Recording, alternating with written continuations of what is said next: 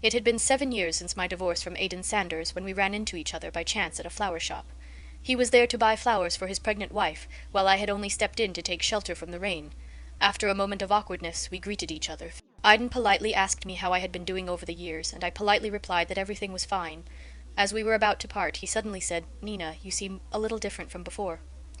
I smiled but didn't answer. Actually, nothing was different. I just no longer loved him. A damp breeze blew in through the crack in the door. The only sound left in the room was the rain hitting the window pane.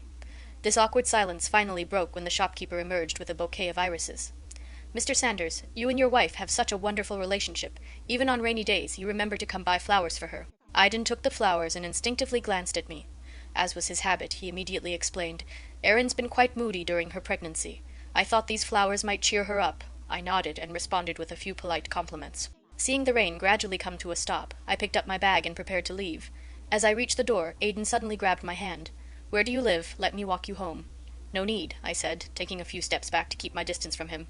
"I am afraid your wife will misunderstand." I was turning to leave when I thought I heard Aidan say something else, but the howling wind carried his voice away before I could catch it. Unfortunately, the breakfast I was holding got soaked in the rain. What a waste! I quickly tossed the ruined breakfast into the trash can. At that time, the winds blew up my sleeves, revealing the scars from self-harm years ago. I paused, then suddenly remembered. This was the 7th year since my divorce from Aidan. It was also the 3rd year since I had truly let him go. There was none of the sadness I might have imagined, none of the hysteria from right after the divorce. I felt calm as if looking at a stranger. The rain had stopped, leaving the sky bright and clear. I pulled my sleeve back down and walked towards the bakery nearby. Sabrina Sherman, who was helping out at the shop, greeted me with a bright smile. "Nina, you are here. I was tidying up some clutter and found this box. Can you check if you still want it? If not, I'll throw it out to make space for the bread-cutting machine."